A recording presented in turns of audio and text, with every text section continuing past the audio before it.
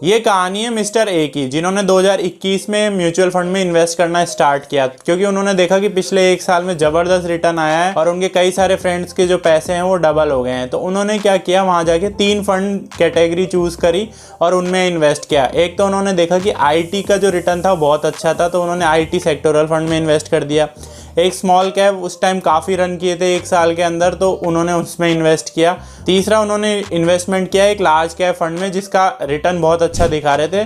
तो बाद में क्या हुआ कि 1 साल के अंदर इनमें तीनों में उनको बहुत अच्छा रिटर्न नहीं आया, इवन ख़राब रिटर्न आया, नेगेटिव रिटर्न आया स्मॉल कैप में IT में तो, और वो मार्केट से भाग गए। अगर आज उनसे आप पूछोगे तो वो कहेंगे कि यार मार्केट तो सट्टा है, बहुत ही बकवास चीज़ है, इससे दूर रहना चाहिए। तो आज हम इस वीडियो में बात करेंगे कि उन्होंने क्या गलतियाँ की थी, हमें किस तरह से एक परफेक्ट म्यूचुअल फंड का पोर्टफोलियो बनाना है जो हमें अच्छा रिटर्न दिलाएगा, कैसे हमें रोलिंग रिटर्न चेक करने हैं, हमें पोर्टफोलियो का ओवरलैपिंग किस तरह से चेक करनी है, और मिस्टर ए ने जो गलतियाँ की है वो हमें नहीं करनी है।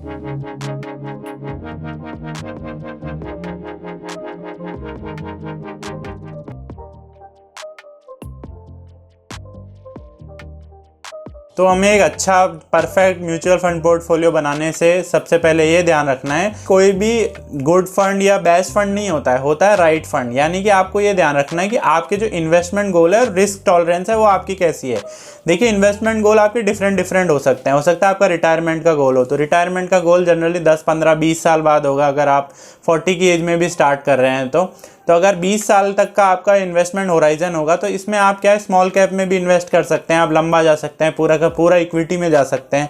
पर वहीं अगर कोई शॉर्ट टर्म है, जैसे कि मान लीजिए कि आपको हाउस लेना है 5 साल बाद, तो आपको थोड़ा कम रिस्क लेना पड़ेगा, आपको बहुत ध्यान रखना पड़ेगा कि मार्केट बहुत ज़्यादा हाई ना हो।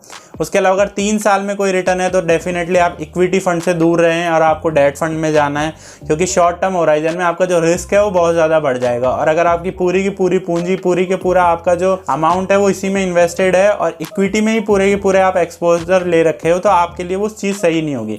उसके अलावा आपका जो रिस्क टॉलरेंस है वो अलग अलग हो सकता है। आप यंग है तो आपका रिस्क टॉलरेंस जनरली ज़्यादा होता है, हालांकि ऐसी कोई गारंटी नहीं है।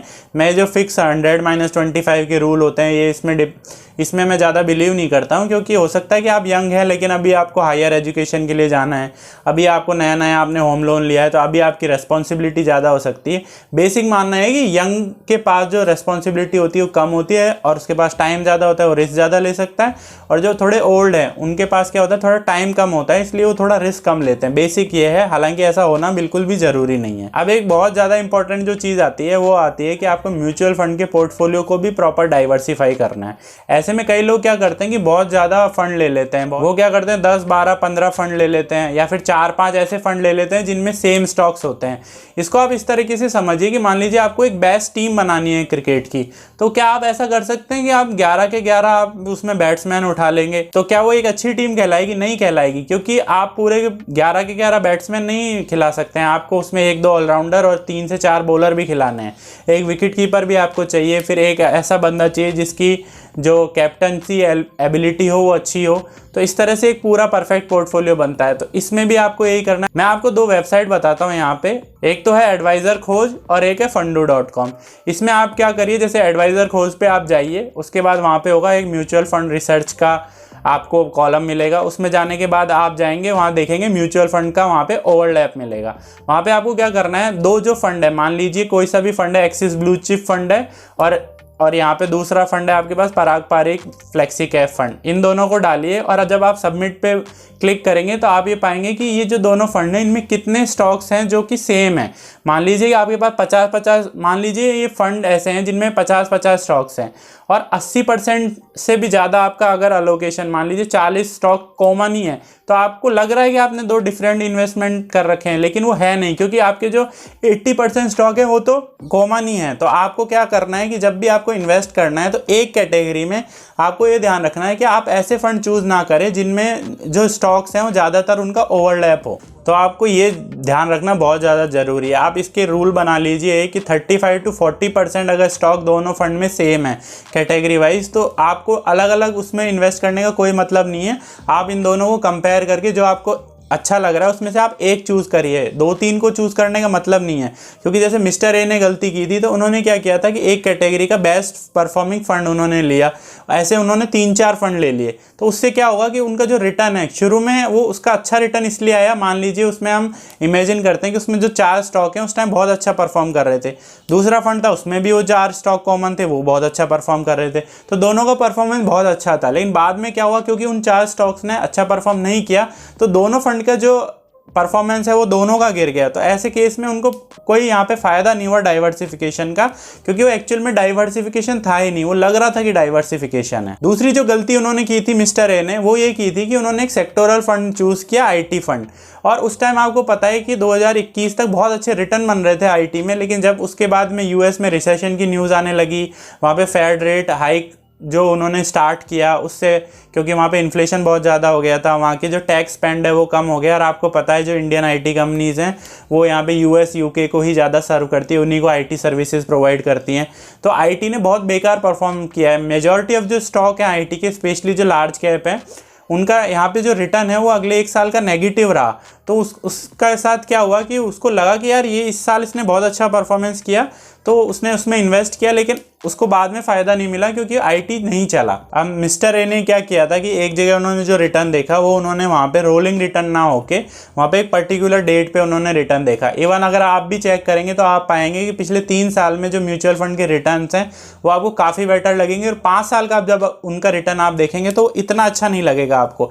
ऐसा क्यों होता है? देखिए 2020 में मार्केट बहुत क्रैश कर गया था, तो 7700 के लगभग आ गया था, वहाँ पे 7700 या 7500 आ गया था निफ्टी।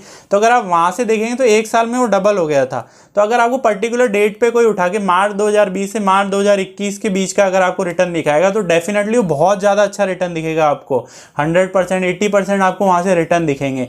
तो जब भी आपको म्यूचुअल फंड का आपको जब एनालिसिस करना है तो आपको देखना है कि रोलिंग रिटर्न उनके कैसे हैं। आपको देखना है कि उसने 2015 से 16 में कैसा रिटर्न दिया, 16 से 17 कैसा दिया, 18 से 19, 19 से 20, 20 से 21, 21 से 22, तब जाके आपको पता लगेगा। क्योंकि अगर आपको चाहूँ तो बहुत ईजिली मैनिपुलेट कर सकता हूँ।